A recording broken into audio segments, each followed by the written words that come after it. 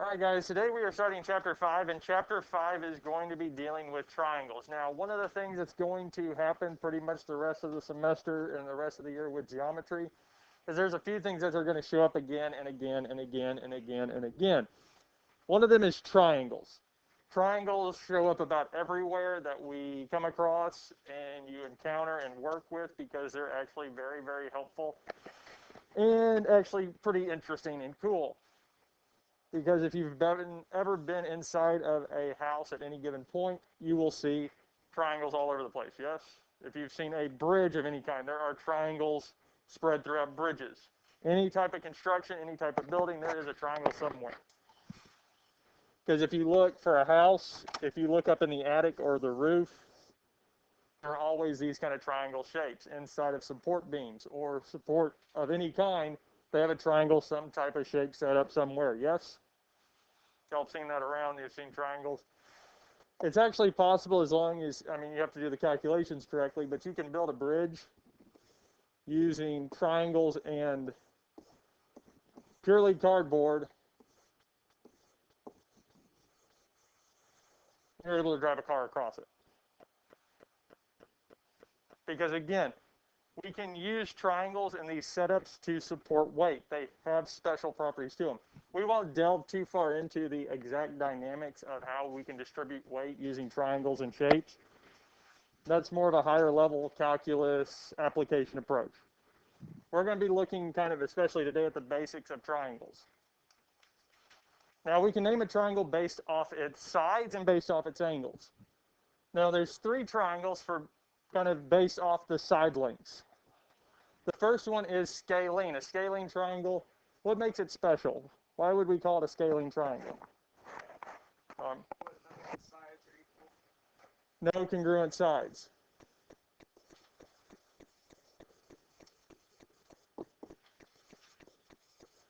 So if none of the sides are equal, we call it scalene. A scalene triangle has no congruent sides. All the side lengths are different. Isosceles has two congruent sides. An equilateral would be congruent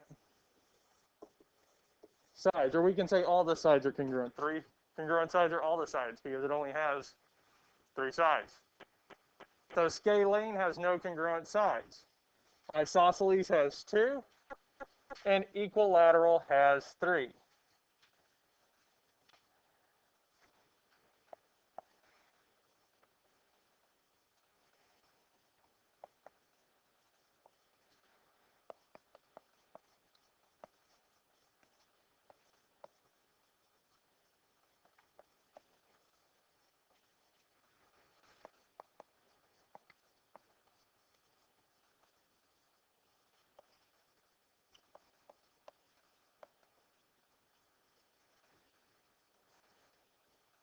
And really equilateral, equal, lateral side, like lengths, equal lengths. And that's how we can kind of name triangles based off the side lengths. So are we good with side lengths? Yes? Now we can have an acute triangle or right triangle, an obtuse triangle, or an equiangular. Well, an acute triangle is what? Three acute angles. A right triangle. So as soon as it has one right angle, we're going to call it a right triangle. And realistically, for Euclidean geometry, all triangles will have one right angle. For Euclidean geometry, all triangles will have one right angle. For non-Euclidean geometry, it is possible to have a triangle with three right angles.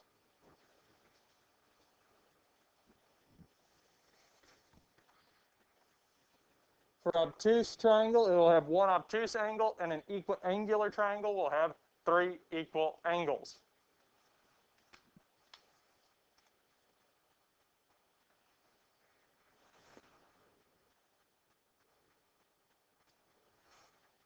In the case, kind of, this is a side note, kind of the case where we could have a right triangle or a triangle with three right angles, we're talking about spherical geometry, geometry on a sphere.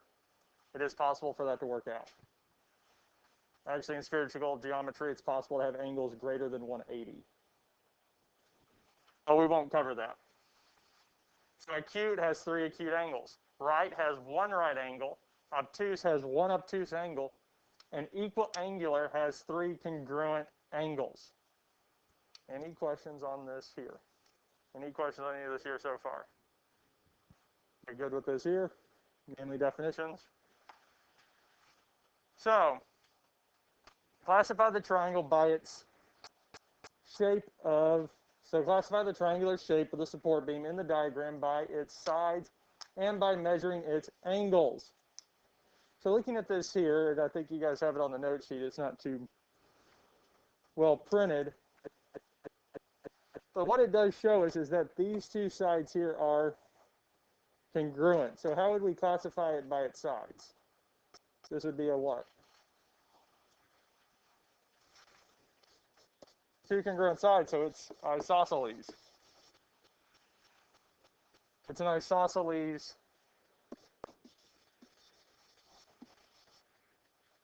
triangle. I'm leaving a space there because we can also classify it by its angles, but we just don't know them yet. We just don't know them yet. Now, unfortunately, on your note sheet, you can't move the protractor too much at all.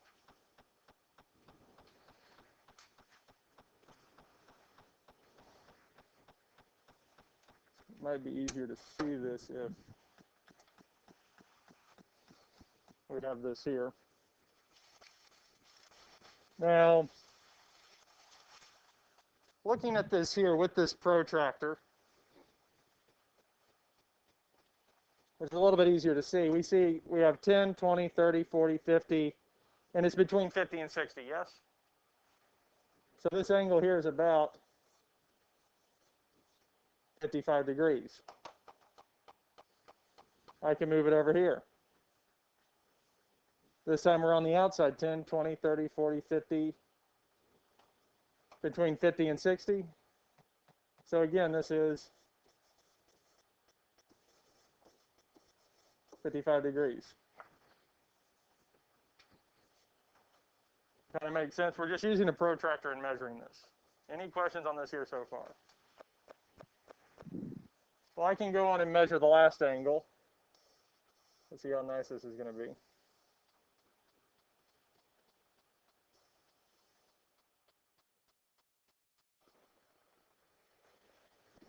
If I measure this here and I get this lined up correctly, we should be right at 70. The last angle here is 70 degrees. So we have 55, 55, and 70. Are any of these angles acute, right, or obtuse? Well, they're all what? Acute, because they are all less than 90. Questions on this here? So this would be an isosceles acute triangle, or we could say acute isosceles triangle. Isosceles acute or acute isosceles, it doesn't matter the order, but that's naming it based off its sides and angles. Any questions on this here? Any questions on anything we've done so far? But what do we know about the angles of a triangle? The sum of the angles inside of a triangle. They add up to be what? 180 degrees.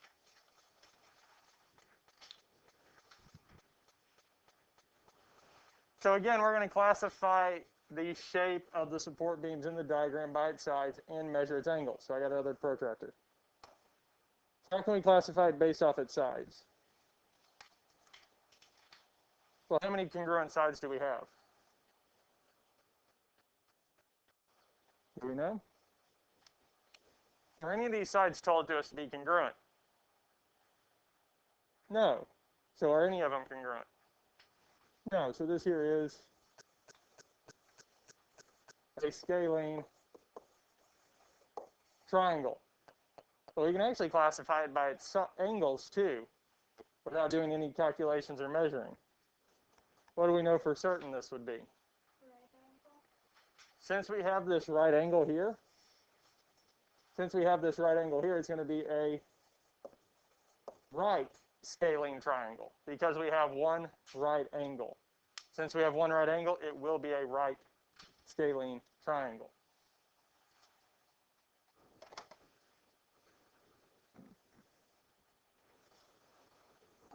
At this point here, we can measure these angles.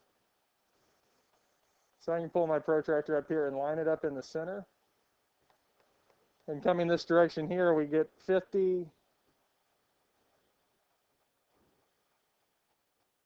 So it's not quite between, yeah, it's about right between 50 and 60. So this here would be 55 degrees. And if we measured again, this one here will work out to be 35. Any questions on this here? Any questions on any of this here so far? Okay.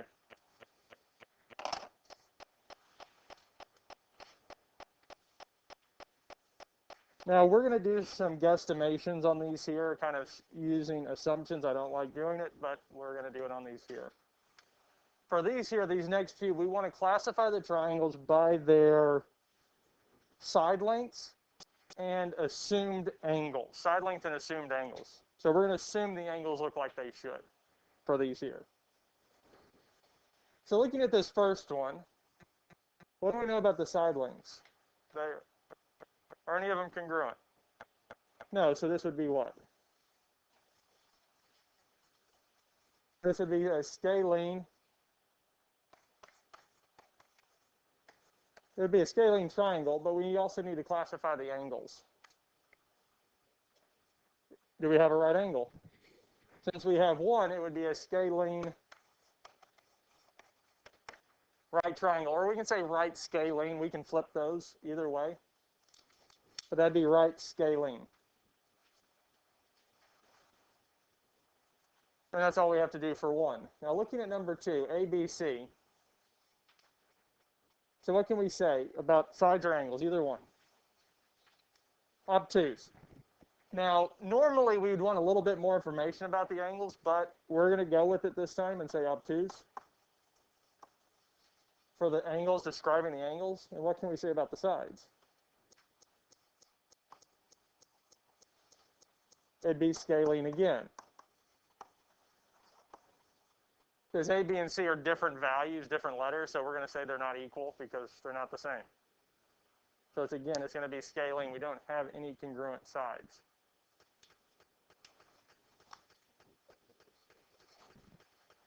So the next one, I would agree, it would be obtuse because it looks like this top angle, just like this one here, is greater than 90. And then what would we call it? Scalene again?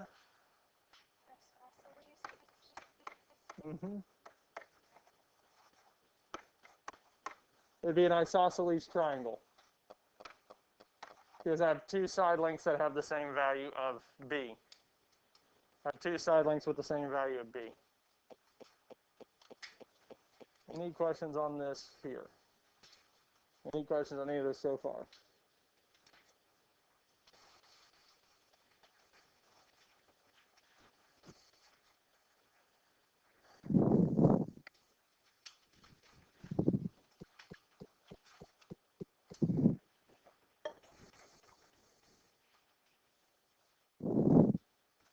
Okay. Let's look at the next slide. What about number 7? What can we say about it?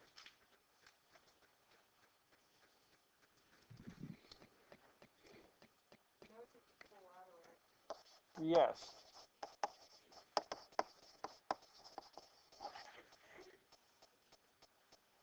What do we know about the angles?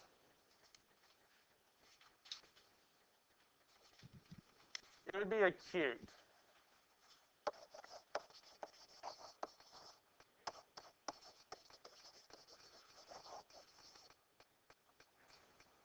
At this point here, we're going to call this an equilateral acute triangle.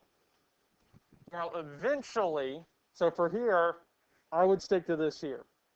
Eventually, we're going to call this regular, a regular triangle, but we're not there yet because we haven't defined what regular is. And we also haven't defined the fact that equilateral and equal angular have an attachment. They connect together, but we'll see that eventually. So for now, because we can't really say the angles are equal and we don't have any way to show, or we have a proof or a theorem to say that they're equal, we're just going to call it acute. Any questions on these here? We feel comfortable with these here? Yes? No? So this here would be, almost wrote the wrong word. This would be isosceles acute triangle. Because it doesn't look like any of those angles are greater than 90, and we do have two congruent sides.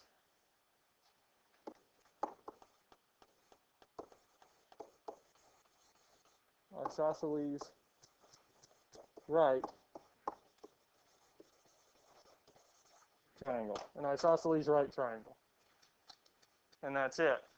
Now, when naming triangles or naming shapes or naming any of this here, we want to use the most accurate definition. And we'll see that when we start delving into polygons, that if we have a better definition or a better way to describe it, we're going to describe it the most accurately as possible.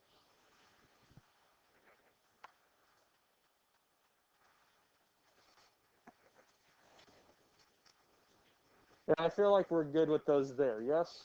We feel comfortable with describing a triangle based off its angle and sides. Okay. That brings us to the other thing we're going to do today. We're only doing two things today, this, describing them, and this here.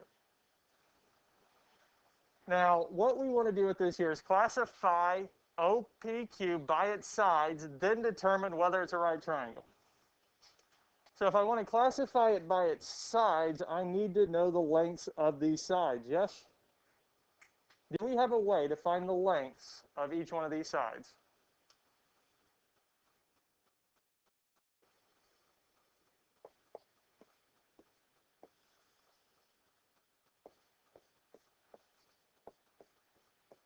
Anybody have a guess at what it is? The distance formula. Because the distance formula will give me the length between any 2 points.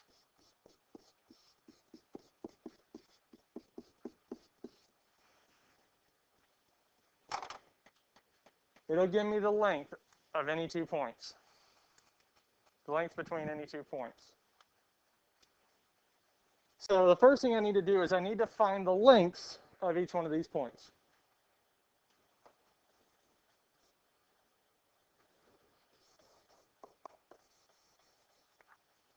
So the first one I'm going to find is the distance from P to Q.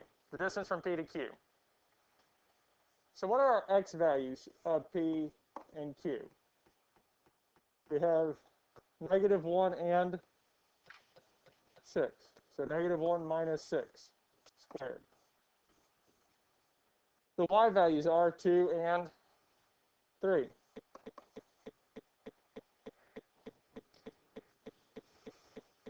Now at this point here, you might be saying, well, hey, wait a minute, you flipped the x values.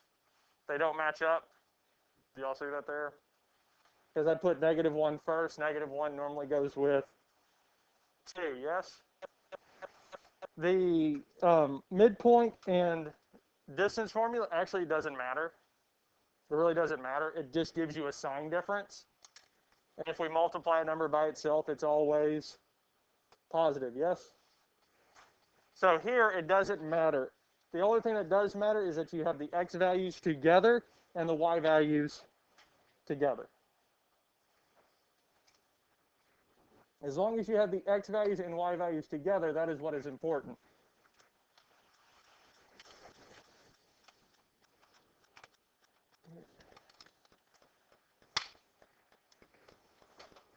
Now, at this point here, could I type this entire thing into the calculator? could I do the square root of parentheses, -1 minus 6, close parentheses squared, plus 3 minus 2. Yeah, we could type this whole thing in. You could type this whole thing into the calculator. Or if I do it by hand, -1 minus 6 would be -7 squared. 3 minus 2 is 1. Well, -7 squared would be 49 plus 1. And the calculator will tell you to, so we get the square root of 50, which would be 5 square root of 2. The calculator will tell you it's 5 square root of 2. And we get this here. So this first distance is the square root of 50 or 5 square root of 2. Any questions on this here? Any questions on anything we've done so far? So the only thing we've really done so far is use the distance formula, yes? That's it so far? Yes. Okay.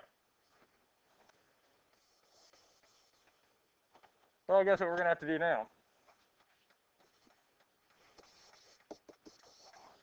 We're going to have to do it again, because we're going to have to do it 3 times. We have to do it for each of the sides of the triangle. So now we'll go from P to O. Well, the x values is -1 and 0. The y values are 2 and 0. So we get -1 minus 0 squared plus 2 minus 0 squared. Now again, can I type this whole thing in the calculator as we see it here? Well, yes, we can. And we can do that there. So, if we plug it in the calculator or we do it by hand, it doesn't matter. But if I do it by hand, well, -1 minus 0 is still going to be -1. 2 minus 0 is going to be 2. Now, -1 squared, well, -1 times -1 would be 1. 2 squared would be 4. We get the square root of 5. And even if we type it into the calculator, it'll still tell you that it is the square root of 5. The square root of 5 doesn't reduce, it doesn't simplify. It turns into an ugly decimal, quote-unquote ugly decimal. It's a non-repeating, non-terminating decimal. We can't turn it into a fraction. We can't do anything with it besides approximate it. So any questions on any of this here so far? We good with this here so far? Okay.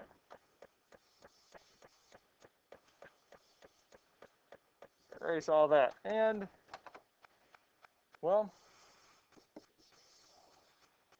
we got to do the distance one more time because we've got to do it for the last side. We've got to do it for all 3. So we're going from O to Q. Well, between O and Q, the x values are 6 and 0. So we plug those in. 6 minus 0. We plug the y values in, which is 3 and 0. So we get 3 minus 0. And again, at this point here, we can type this into the calculator, square root, parentheses, 6 minus 0, close parentheses, squared, plus parentheses, 3 minus 0, close parentheses, squared, all inside of a square root, and enter, and it'll tell us the answer. Now, if we do this by hand, 6 minus 0 is going to be 6 squared. 3 minus 0 is just 3. Now, 6 squared is going to give me 36. 3 squared would give me 9. 3 times 3 is 9. And 36 plus 9 would give us 45, not 49, which is equal to 3 square root of 5.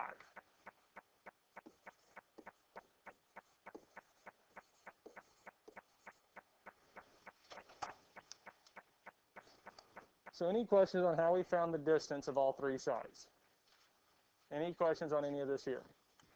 So since we found all 3 lengths, how can we classify this triangle by its side lengths? What can we call it? This would be?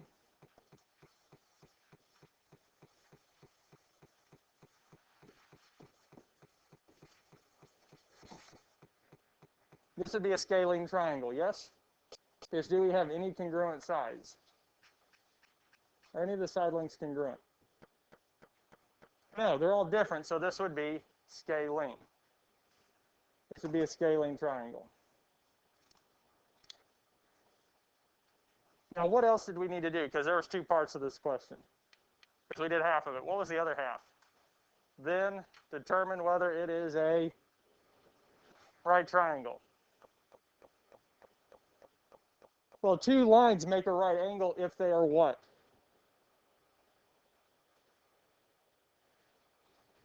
The type of lines, because we have a certain set of lines that make right angles if they're what?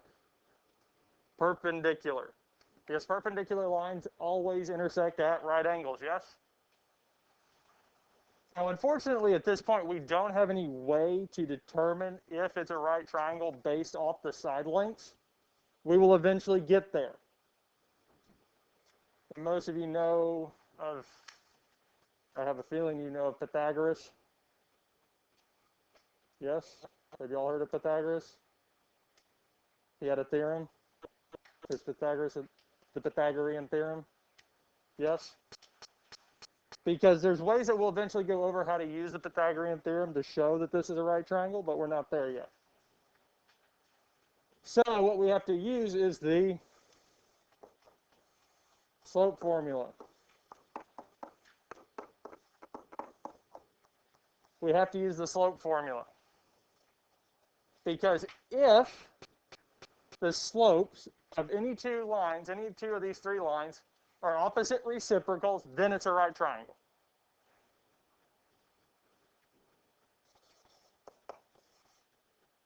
So let's start out with PQ. So with this here, I just need to pick a y value to go first on top. So I can pick 2. Minus the other y value is 3. Now here, the slope formula, the order does matter. The order does matter on this here. So since we chose 2 first, its x value has to go first. So -1 minus 6. Because the other x value is 6. Any questions on this here? Any questions on how we find slope? Are we good with this here?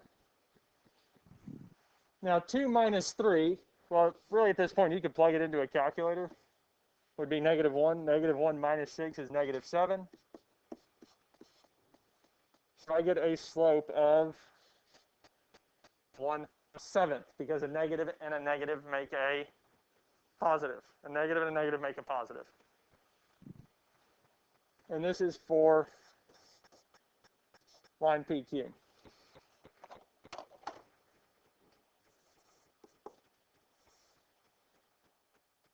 Let's find it for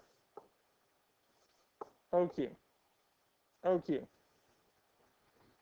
Well, one of our y values is 3. What is the other y value? 0, isn't it? Our x value that corresponds with 3 is 6, and we have 0. And again, you could type this into the calculator. You can do the fraction key, 3 minus 0 over 6 minus 0, hit enter. Or we can do it by hand. 3 minus 0 would be 3. 6 minus 0 would be 6. So we get 1/2. So do either one of those match up? No. And their intersection would be up here at point Q. Did that look like it was anywhere close to 90 degrees? No, if we're going to get 90 degrees, where are we looking really at? Point O, yes?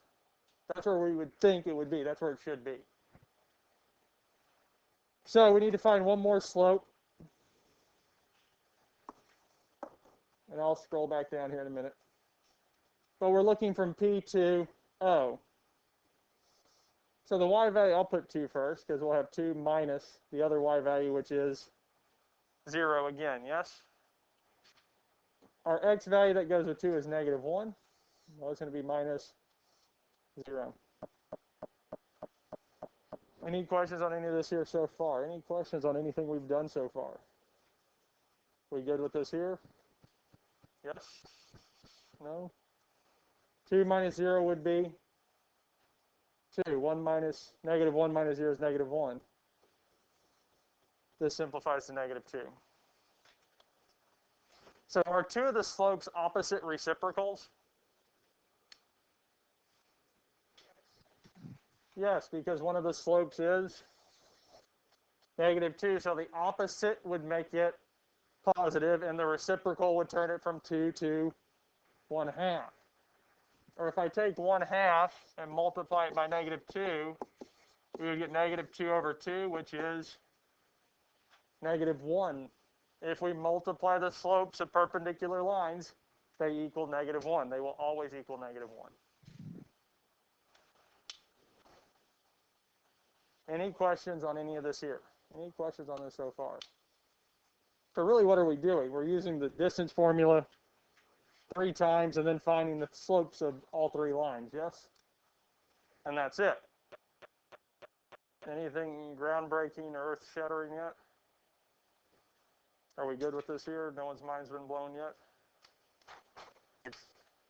Okay.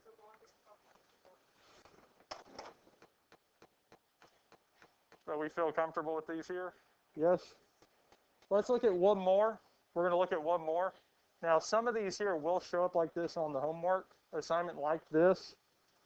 If you've noticed that graph I put in there, this isn't a part of the problem. It's not something they gave us. They're going to tell you the vertices are 0, 0, 3, 3, and negative 3, 3. The vertices are the edges, or where the side lengths of a triangle meet. So they will give you this here, these points here. So if you want to, on the assignment, on the Big Ideas Math assignment, if you want to pull up Big Ideas Math, not Big Ideas, you have to do it in Big Ideas. Desmos Graphing Calculator. Y'all remember that calculator? The online website? Where you normally would type an equation, you can type a point. You can type this point in, 0, 0, 3, 3, negative 3, 3, with the parentheses around it on each one of the lines, and it will plot that point. That's where I got the graph from, okay? So you can visually see what we're looking at. Because there is something nice about this one here. From this point here to this point here, do we have a straight line going across there? Yes? What can I do? I can count it, can't I? Goes from negative 3 to 2, that's 1. And then it's 2, 3. 1, 2, 3. So this is a distance of 6. Now there, the scale's kind of hard to see because every single line is going by 1/2. And it actually works out. If we use the distance formula, negative 3 minus 3 squared plus 3 minus 3 squared. Well, 3 minus negative 3 is negative 9 squared. Make sure I did that right. Yep. 3 minus 3 would give me 0. What is the square root of negative 9 squared? It's not negative 9. Because 9 squared would be? Let's see here. Oh, Lord.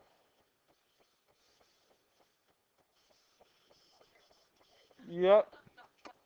I was starting to wonder myself, because I'm like, that doesn't make sense. 36, which would give us 6. Again, if you have questions on something, just ask, because that was me skipping going too fast in my own head. So negative 3 minus 3 should give us negative 6, not 9. That's way too big. That's 3 times 3. So negative 6 squared would give us a positive 36, and the square root of it would give us 6. Questions on this here? Okay. So that kind of worked out. That was helpful for us, because we can see that as 6. Yes? We can count it. We can do the distance formula. Okay.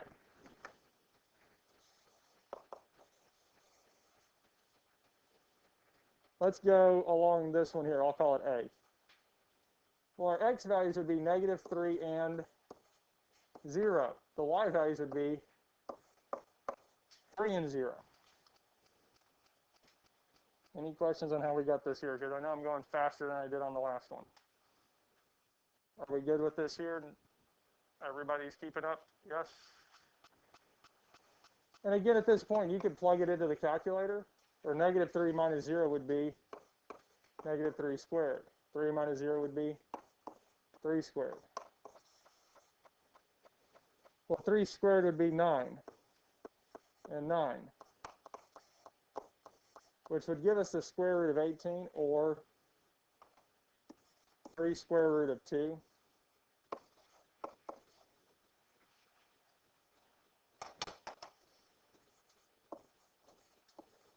Those are the same values. 3 square root of 2 and the square root of 18 are the same number. They are the same value.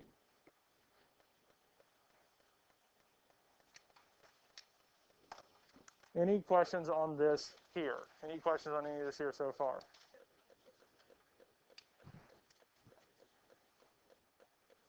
So the other side, we could say that it is square root of 18 or 3 square root of 2? Yes, because if we actually look at it, because this would be 3 minus 0 squared plus 3 minus 0 squared. It's just that they're both 3, one of them, they're both positive instead of having the one negative, one positive. Well, that would give us 3 squared plus 3 squared, which would be 9 plus 9, which is the square root of 18, or 3 square root of 2. So yes.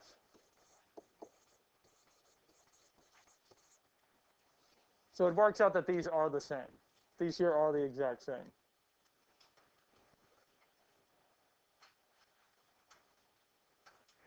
I'm going to erase this here. So what kind of triangle would this be? This would be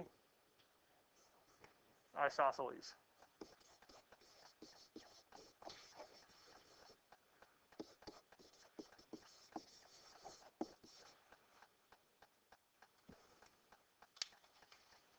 Now we need to determine if it's a what? Right triangle. So we have to use the slope formula. So our y2 minus y1 over x2 minus x1. What two lines would we really look at that possibly would be perpendicular? The two that are the same, yes? Because that's the ones I would look at, because I notice this here is probably going to be the closest one to being a right angle out of all three of them. So let's find these two, I'll call them A and B, lines A and B slopes first. So for line A, this line here, well, the y values would be 3 minus 0. Because one of them is 3, the other is 0. The y value is always the second number in an ordered pair. The x values, well, one of them is negative 3 minus 0, because the 3 and negative 3 go together. They're an xy pair. The 0, 0 is the other ordered pair. Well, 3 minus 0 is 3. Negative 3 minus 0 is negative 3. 3 divided by negative 3 would be negative 1, yes? Any questions on this here?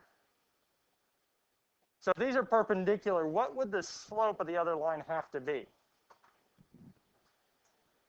Well, the opposite would mean it would have to be positive. And what's the reciprocal of 1? Well, if I flip it, I have 1 over what? 1, yes? Which is just what? 1.